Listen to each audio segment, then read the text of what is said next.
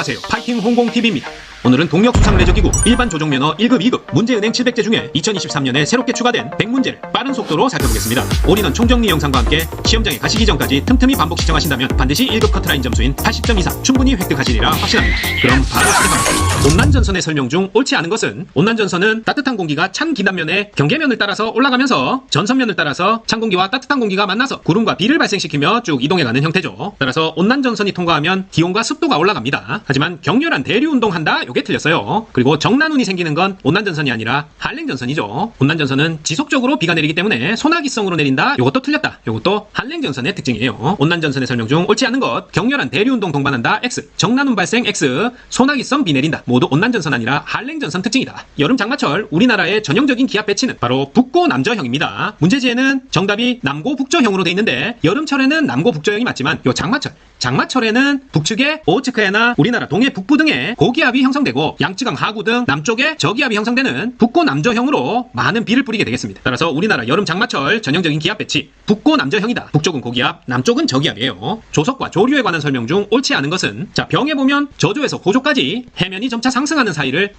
낙조 아니죠? 창조라고 합니다. 그리고 조차가 가장 크게 되는 조석을 대조란다. 요건 맞아요. 대조, 살이라고 합니다. 하지만 저조에서 고조까지 해면이 점차 상승한다. 낙조 아니고 창조라 부릅니다. 따라서 창조는 밀물이고 썰물이 요 낙조예요. 해면이 높아졌다가 빠져나가는 것을 낙조라고 하고 저조에서 고조까지 점점 물이 차는 것을 창조라고 한다. 기상의 요소로 옳지 않은 것은 자 기상 요소로는 기온, 습도, 기압 모두 해당되지만 수온은 기상 요소 아닙니다. 기온, 습도, 기압 그리고 강우와 시정까지 이렇게 5가지를 기상 요소라고 한다. 수온은 해당하지 않는다. 기억하십니다. 대형의 선박, 흙수가 큰 대형의 선박이 수심이 얕은 지역을 통과할 때 제일 먼저 고려해야 할 수로서지는 요 수로서지란 건 항해할 때 도움이 되는 여러 가지 간행물, 해도를 제외한 간행물을 뜻합니다. 대형 선박이 수심이 얕은 지역을 통과할 때는 수로서지 중에 조석표를 제일 먼저 고려해야 됩니다. 선박의 안전을 위해서 수심이 표시되어 있는 조석표를 확인한다. 수심이 얕은 지역 대형 선박 통과할 때 조석표 확인한다. 체크하세요. 북방위 표지가 뜻하는 것은 자 방위 표지라는 것은 장애물을 중심으로 주위에 4개 상안으로 나누어 설치하는데요. 요 북방위 표지는 북쪽이 안전수역이니까 북쪽으로 항해할 수 있다 이런 뜻입니다. 방위 표지가 뜻하는 것은 그쪽 방향으로 항해하면 안전하다는 뜻이에요. 따라서 북방위 표지는 북쪽이 안전수역이니까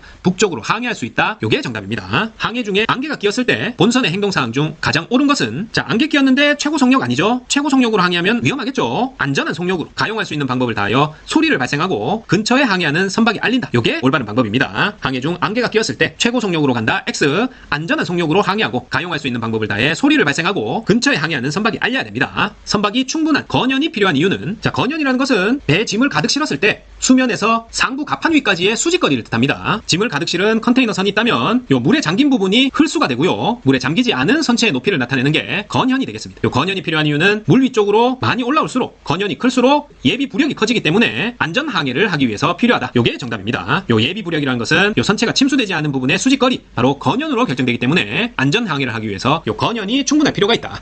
로프의 시험 하중 범위 내에서 안전하게 사용할 수 있는 최대 하중을 무엇이라고 하는가? 자, 로프의 하중 범위, 안전하게 사용할 수 있는 범위죠. 따라서 안전 사용 하중입니다. 쉬운 문제. 로프의 시험 하중 범위 내에서 안전하게 사용할 수 있는 최대 하중, 안전 사용 하중이다. 복원력을 좋게 하기 위한 방법으로 가장 옳은 것은 자, 무거운 화물의 경우에는 아래쪽에 하부에 놓고요. 상부에는 가벼운 화물을 배치해야 무게중심이 낮춰지면서 복원력을 증가시킵니다. 따라서 무거운 화물을 선박의 낮은 부분으로 옮겨 무게중심을 낮춘다. 이게 정답이에요. 복원력을 좋게 하기 위해서는 무거운 건 아래로, 가벼운 건 위로 이렇게 배분해야 됩니다. 선박에서 흘수를 조사하는 이유로 가장 옳은 것은 자 아까 말씀드렸듯이 흘수란 물 아래로 잠기는 선체 부분이죠. 따라서 흘수를 조사하면 선박이 항행 가능한 수심을 알 수 있습니다. 수면 바닥에 닿지 않아야 되니까 수심은 반드시 흘수보다 깊어야 되겠죠. 따라서 흘수를 조사하는 이유는 선박의 항행이 가능한지 수심을 파악할 수 있기 때문이에요. 예비 부력 계산에는 건연을 알아야 된다고 했죠. 요거까지.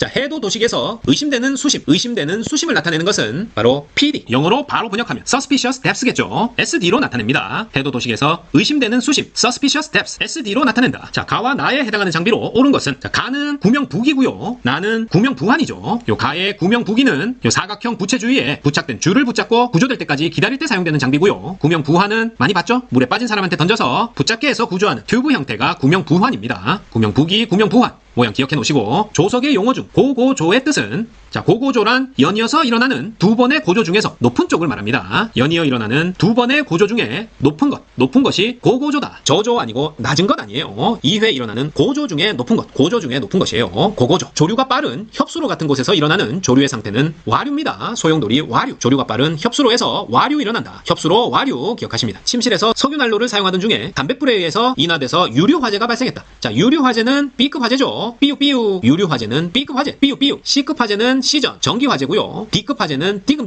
금속화재입니다. A급 화재는 일반 화재. 자, 침실에서 석유난로 사용하던 중 담뱃불로 유류화재 발생했다. B급 화재입니다. 휴대용 CO2 소화기의 최대 유효거리는 1.5에서 2m예요. 휴대용 CO2 소화기 최대 유효거리는 사람이 이렇게 바닥에 누워있다면 그 사람을 건너서 끌 수 있는 정도입니다. 1.5에서 2m다. CO2 소화기 최대 유효거리.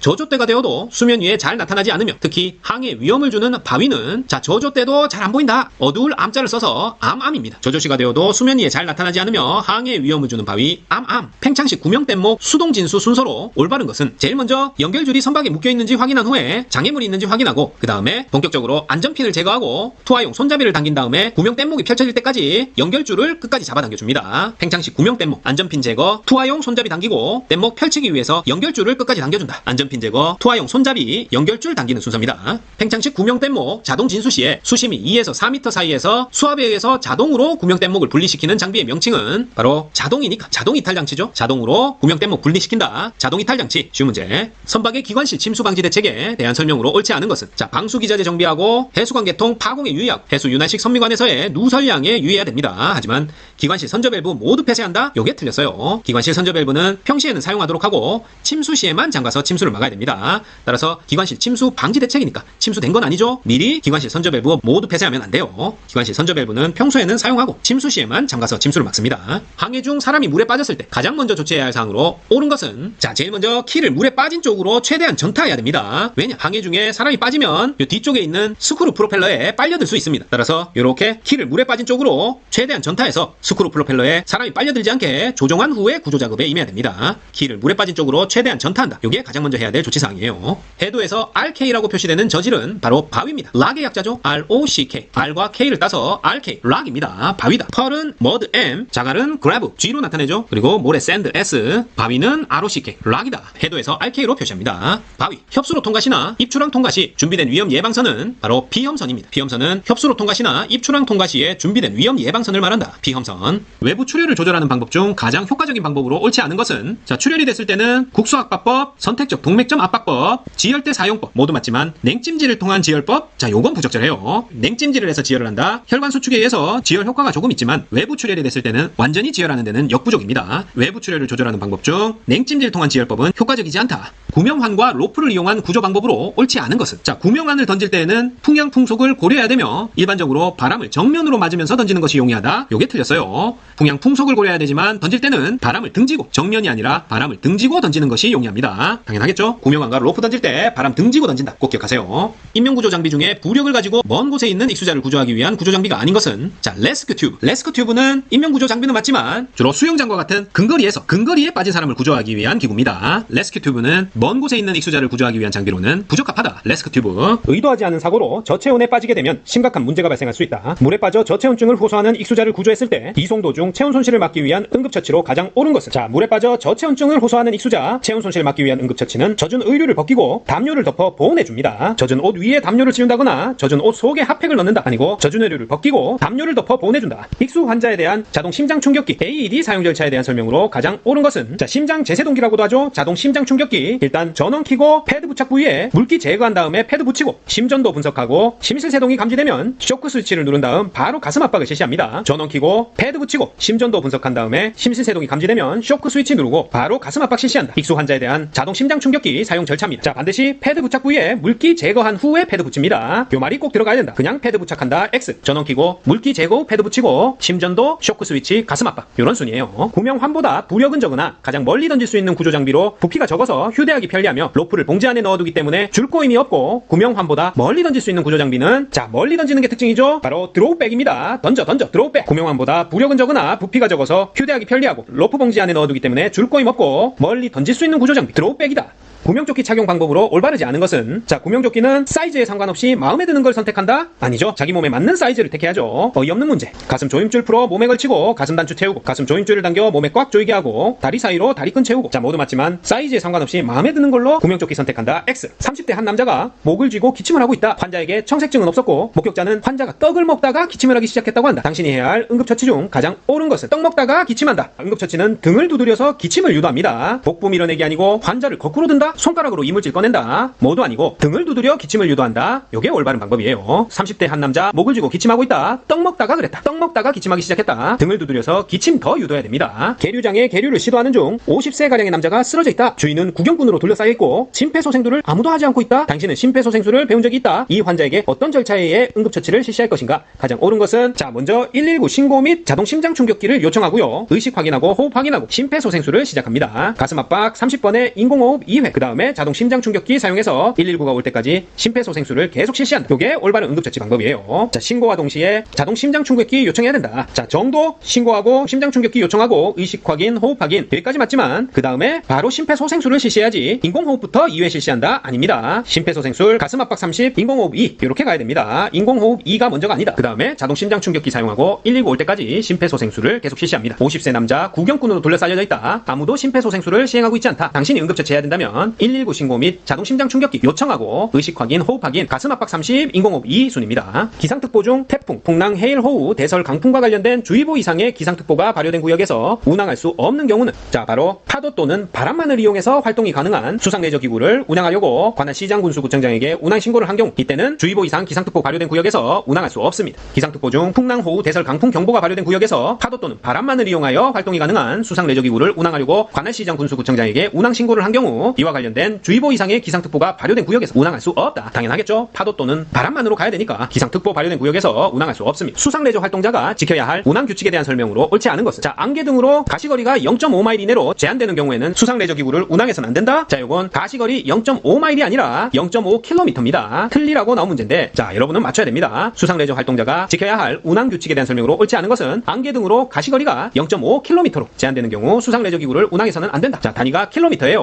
0.5마일 아니다. 안개 등 가시거리 0.5km, 500m 이내로 제한되는 경우 수상레저기구 운항해서는 안 된다. 요게 옳은 겁니다. 따라서 0.5마일 틀렸다. 모터보트에서 사용하는 항해 장비 중에 레이더의 특징으로 옳지 않은 것은 탐지거리에 제한을 받지 않는다. 요게 틀렸습니다. 레이더는 성능이 아무리 좋아도 최대 탐지거리와 최소 탐지거리가 있어서 측정거리에 제한을 받습니다. 모터보트에서 사용하는 항해 장비 중 레이더의 특징, 탐지거리 제한받지 않는다. 요거 잘 아셔야 됩니다. 탐지거리에 제한을 받습니다. 레이더. 굴곡이 없는 협수로를 통과할 때 적절한 시기는, 자, 협수로 통과 시기는 순조시에 통과합니다. 일반적인 원칙이 낮에 조류가 약한 시기에 통과하는 게 원칙이고, 굴곡이 없는 곳에서는 순조시에 통과하고 굴곡이 심한 곳에서는 역조시에 통과합니다. 따라서 굴곡이 없는 협수로다 순조시에 통과한다. 닷의 역할로 옳지 않은 것은, 자, 닷은 침노 유지에 사용되는 게 아니에요. 선박을 임의의 수면에 정지 또는 정박시키고 좁은 수역에서 선회하는 경우 또는 부두의 저반 및 이안 시의 보조기구로 사용됩니다. 침노에 사용되는 것은 러더, 닷이 아니라 키의 역할이에요. 러더의 역할이다. 모터보트로 야간 항행 시 항법과 관계가 적은 것은, 자, 모터보트로 야간 항행 시 기본적인 항법 규칙 지켜야 되고, 양 선박이 마주치면 우연 변침한다. 맞아요. 그리고 다른 선박의 등화를 발견하면 확인하고 자선의 조치를 취한다. 이것도 맞겠죠. 하지만 기적과 기관을 사용해서는 안 된다. 요게 틀렸죠. 야간에는 잘 보이지 않기 때문에 기적과 기관을 사용해서는 안 된다. 이런 항법 관련 내용은 없습니다. 상식적으로 생각해도 잘 안 보이니까 기적과 기관을 사용할 수 있겠죠. 동력수상레저기구의 야간 항행 시 주의사항으로 옳은 것은, 다소 멀리 돌아가는 일이 있더라도 야간에는 안전한 침노를 택하는 것이 좋다. 요게 옳습니다. 무조건 레이더에 의지하거나 모든 등화를 밖으로 비치하거나 등부표를 무조건 믿으면 안 됩니다. 다소 멀리 돌아가는 일이 있더라도 안전한 침노를 택하는 것이 좋다. 상식적인 내용이죠. 요게 옳은 표현이다. 모터보트가 전복될 위험이 가장 큰 경우는, 자, 횡료 주기와 파해 주기가 일치하게 되면 횡료각이 점점 커지게 되면서 전복될 위험이 커집니다. 선박이 좌우로 뒤뚱거리는 횡료 주기와 파도가 선박에 부딪히는 파해 주기가 일치할 때, 그네가 내려갈 때 한 번 더 미는 것처럼 한쪽 방향으로 더 크게 힘을 받게 되겠죠. 전복될 위험성이 커진다. 횡료 주기와 파해 주기가 일치할 때입니다. 전복 위험 가장 크다. 자, 황천 항해 중에 선박 조종법으로 옳지 않은 것은, 자, 황천 항해란 말은 파도를 맞으면서, 파도를 받으면서 항해를 한다. 이런 뜻입니다. 이때 올바른 선박 조종법으로는 라이트 히브투, 스커딩은 해당되지만 요 브로칭은 아니에요. 파도가 선수 쪽으로 이렇게 몰려올 때 라이트는 요 풍랑 속에서 기관을 정지하고 풍하 방향으로 표류하는 방법이고요. 히브투는 풍랑을 선수 좌우연 25에서 35도 방향에서 받으면서 선박을 조타 가능한 최소 속력으로 항해하는 방법입니다. 그리고 스커딩은 풍랑을 선미 쿼터에서 받으면서 파도에 쫓기는 자세로 항해하는 방법이다. 하지만 브로칭의 경우는 선박이 파도를 선미로부터 받으면서 항해할 때 선체 중앙이 파도의 마루에 위치하면서 급격히 선수가 요동치면서 선체가 파도와 평행하게 놓이는 현상을 말해요. 아주 위험한 현상이 브로칭이다. 그래서 이 브로칭은 피하거나 방지해야 되는 거지, 풍랑 중에 항해할 때 황천 항해 시 선박 조종법은 아니다. 우회전 프로펠러로 운행하는 선박이 계류 시에 우현 계류보다 좌현 계류가 더 유리한 이유는 자 이건 후진 시에 배출류의 측압작용으로 선미가 좌회전하는 것을 이용하기 때문이에요. 우회전 프로펠러다 했을 때는 좌현 계류가 더 유리한데 이건 후진 시에 배출류의 측압작용으로 선미가 좌회전하는 것을 이용할 수 있기 때문이다. 횡압력, 반류의 작용, 흡수류의 작용 아니고 배출류의 작용입니다. 우회전 프로펠러 좌현 계류가 유리한 건 배출류의 측압작용 때문이다. 킥 현상에 대한 설명으로 옳지 않은 것은 자 킥 현상은 배가 이렇게 선회를 할 때 돌아 나갈 때 원래 가려고 했던 방향 원침로로부터 타각을 준 바깥쪽으로 약간 밀리게 되는데 이때 원침로상에서 바깥쪽 요 횡방향으로 이동한 거리를 킥이라고 합니다. 따라서 선회 초기에 선체는 원침로보다 안쪽으로 밀리면서 선회한다. 요게 틀렸죠. 요 킥 현상으로 원침로 횡방향의 무게중심이 이동하기 때문에 선미킥은 배길이의 4분의 1에서 7분의 1 정도가 되고 장애물 피할 때는 인명구조 시에 유용하게 사용된다. 선속이 빠른 선박과 타효가 좋은 선박은 이 킥이 커지고 전타 초기에 현저하게 나타난다. 자, 다 맞지만 선회 초기에 선체는 원침로보다 바깥쪽으로 밀리면서 선회합니다. 요게 킥 현상이다. 다음에 문자기로 가장 옳은 것은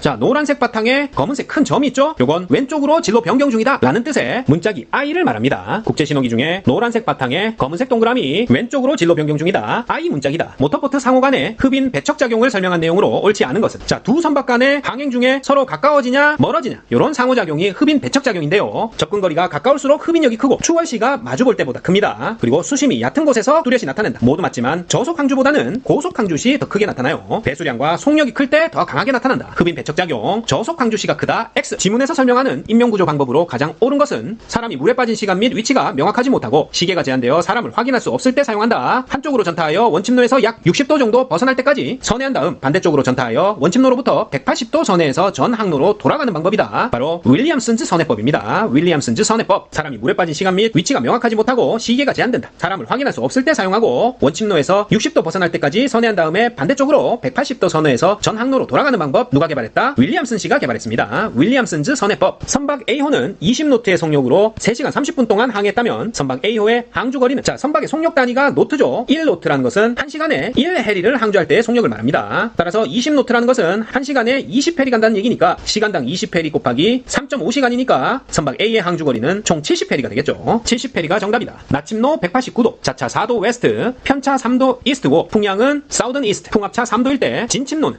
자 나침로를 주고 이렇게 진침로를 구하는 것을 침로 계정이라고 하는데요. 그 방법은 요 자차의 부호가 동쪽이면은 자차 4도만큼 더해주고요. 서쪽이면은 빼줍니다. 그리고 편차도 자차와 마찬가지로 동쪽이면 더해주고 서쪽이면 빼주는 거예요. 그리고 이렇게 풍압차가 있을 때는 선박이 우현으로 밀리면 풍압차에 이스트 부호를 붙여주고 시침로에 더해주면 되는데 그냥 간단하게 여기서는 풍압차도 더해준다. 이렇게 생각하면 계산할 수 있습니다. 나침로 198에서 자차 웨스트니까 빼줘야 되겠죠. 마이너스 4. 편차는 이스트니까 플러스 3이고 여기에다가 풍압차 3을 더해주면 200도가 나오죠. 요게 진침로가 된다. 따라서 정답은 을 200도입니다. 나침로 198, 진침로 200도다. 요렇게만 외웁니다. 나침로 주고 진침로 묻는 문제 침로 계정이라고 하고 이스트면 플러스 웨스트면 마이너스 풍압차도 더해준다. 진침로는 200도. 컴퍼스 나침회에 자차가 생기는 원인이 아닌 것은 자 자차는 선수 방위가 변할 때 선체가 심한 충격을 받았을 때 그 지방에 자기의 영향을 받을 때 컴퍼스에 자차가 생기는 원인이 되고요. 하지만 선수를 여러 방향으로 잠깐 두었을 때는 자차 생기지 않아요. 자차는 선수를 동일한 방향으로 장시간 두었을 때 변한다. 컴퍼스 나침위에 자차 생기는 원인에 선수를 여러 방향으로 잠깐 두었다. X다. 자차 생기지 않습니다. 자기 컴퍼스 마그네틱 컴패스의 특징으로 옳지 않는 것은 자기 컴퍼스는 구조가 간단하고 관리 용이하고 전원이 필요 없습니다. 그리고 오차를 지니고 있기 때문에 반드시 수정해야 된다. 요거까지 맞고 단독으로 작동이 불가능하다. 요게 틀렸는데요. 전원 필요 없이 단독으로 작동 가능한 게 자기 컴퍼스 자석을 자유롭게 회전할 수 있는 회전대 위에 놓아두면 지구의 자기장이 방향을 가리키게 되는 원리로 자기 컴퍼스가 작동하겠죠. 따라서 구조 간단하고 전원 필요 없고 지역마다 오차가 있기 때문에 반드시 수정해야 되지만 단독으로 작동 불가능하다. X 단독으로 작동 가능합니다. 무엇에 관한 설명인가? 항행하는 수로의 좌우측 한계를 표시하기 위해 설치된 표지다. 바로 좌우측 한계니까 측방 표지를 말해요. 바로 답 찾고 넘어간다. 자 나머지도 읽어볼까요? B지역은 좌연부표의 색깔이 녹색으로 표시되고 좌연부표는 이 부표의 위치가 항로의 왼쪽 한계에 있음을 의미하며 부표의 오른쪽이 강항 수역임을 의미한다. 자 맞습니다. 자 첫 문장 보고 답 바로 찾는다. 항행하는 수로의 좌우측 한계. 좌우측 한계는 측방 표지입니다. 레이더에서는 여러 주변 장치로부터 다양한 정보를 받아 화면상에 표시하는데요. 레이더에 연결되는 주변 장치로 옳지 않은 것은 자이로 컴퍼스, GPS, 선속계 모두 레이더에 연결되지만 VHF는 레이더에 연결되는 장비 아닙니다. VHF는 통신기기로 레이더와 연결해서 사용하지 않아요. VHF 레이더와 연결하지 않는다. 이안거리 해안으로부터 떨어진 거리를 말하는 이안거리를 결정할 때 고려해야 할 사항으로 옳지 않은 것은 해안으로부터 떨어진 거리 이안거리 결정할 때는 선박 크기 및 제반 상태 필요하고요. 항로의 교통량, 항로 길이 필요하겠죠. 해상 기상 및 시정의 영향도 고려해야 된다. 하지만 바다 지도, 해도의 수량 및 정확성은 고려사항 아닙니다. 이안거리 결정할 때 해도의 수량 및 정확성, 지도가 몇 장 있느냐, 얼마나 정확하냐, 요건 고려대상 아니다.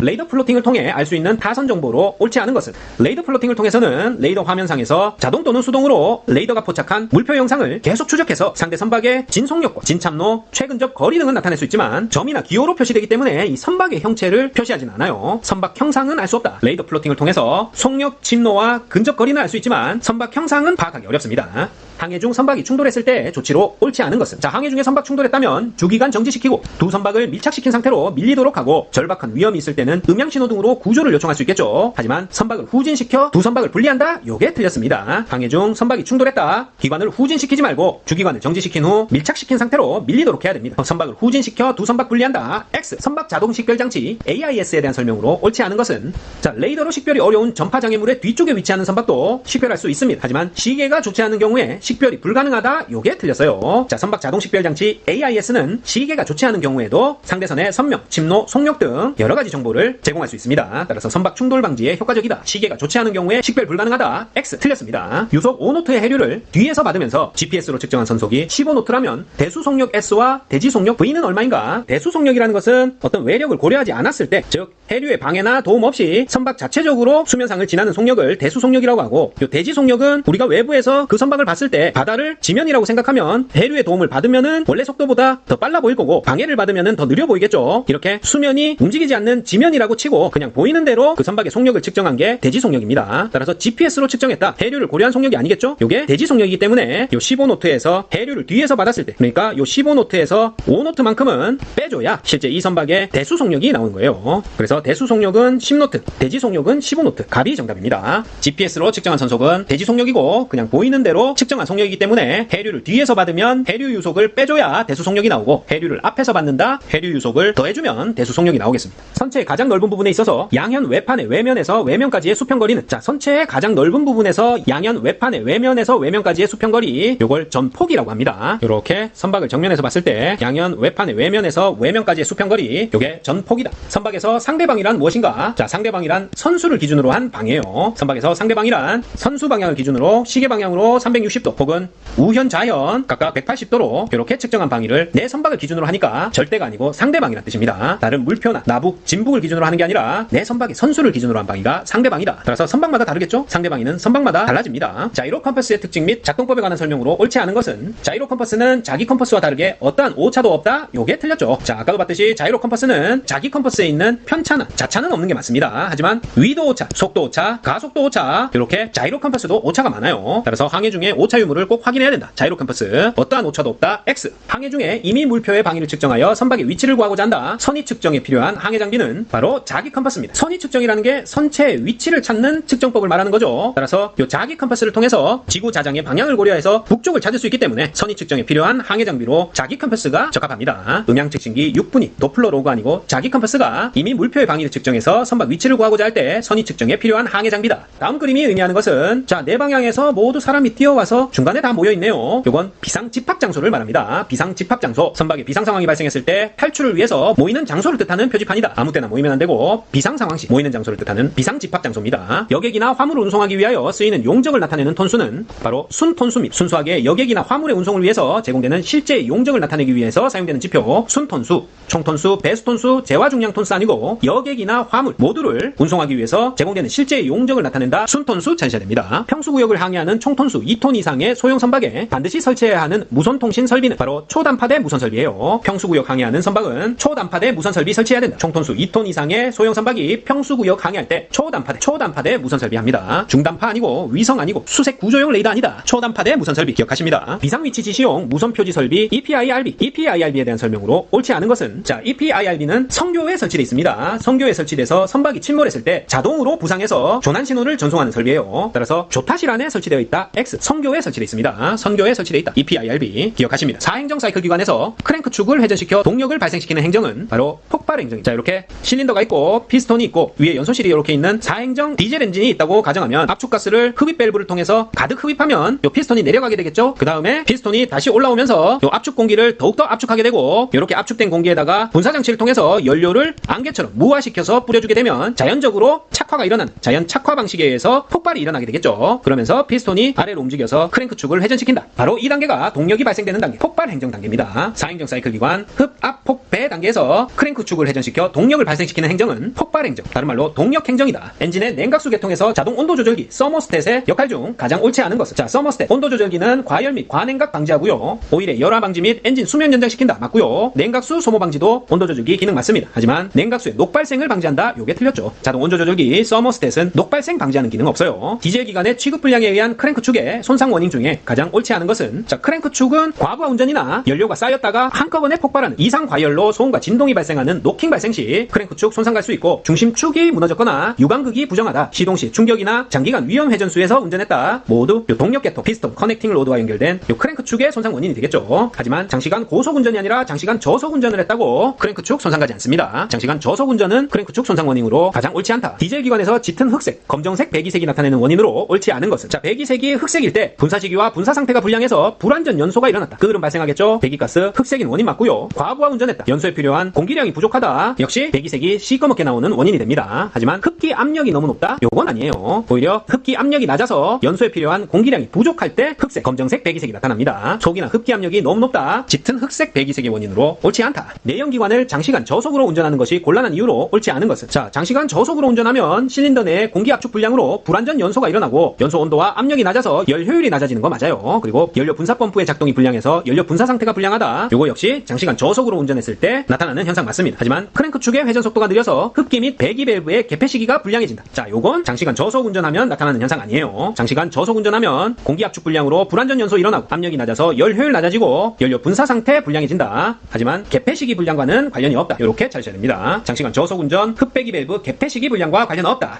엔진 시동 중 회전수가 급격하게 높아질 때 점검해야 될 사항으로 옳지 않은 것은, 자, 거버너의 위치를 점검한다. 거버너는 엔진의 속도 제한기, 엔진 최고 회전수를 조절하는 장치죠. 거버너의 위치 점검하는 거 맞고, 한꺼번에 많은 연료가 공급되는지를 확인하고 시동 전에 가연성 가스를 배제했는지를 확인한다. 자, 요것도 맞지만, 자, 냉각수 펌프의 정상 작동 여부를 점검한다. 자, 요게 틀렸습니다. 언뜻 보면 요 과열과 연결시켜서 맞는 것 같지만 엔진 회전수가 급격히 높아지는 건 연료 분사량이 급격히 많아졌다. 요것과 연결시켜서 생각해야지 냉각수와는 관련 없습니다. 냉각수 펌프의 정상 작동 여부 점검, 요건 엔진 시동 중에 회전수 급격하게 높아질 때 점검할 사항이 아니다. 자, 과급, 보통 슈퍼차징, 터보차징이라고 하는데요. 과급이 기관 성능에 미치는 영향에 대한 설명 중 옳은 것은 모두 몇 개인가? 자, 과급 나오면 4개 찍습니다. 문제가 똑같이 나오기 때문에 과급, 슈퍼차징 나온다, 4개 찍고 넘어가면 되는데, 하나는 읽어보면 요 과급 슈퍼차징은 평균 유효 압력을 높여서 기관 출력 증대시키고요, 연료 소비율을 감소시키고 단출력당 기관 무게와 설치 면적이 작아진다. 그리고 미리 압축된 공기를 공급해서 압축 초의 압력이 약간 높다. 요건 모두 맞습니다. 하지만 저질 연료를 사용하는데 불리하다? 과급을 하면 저질 연료 사용하는데도 유리하다고 해요. 따라서 보통 디젤 기관에서 엔진의 흡기 쪽으로 더 많은 압축 공기를 과하게 보낸다, 그런 뜻으로 과급기라고 하죠. 슈퍼차징, 과급이 기관 성능에 미치는 영향 모두 찾아라. 4개 찾습니다.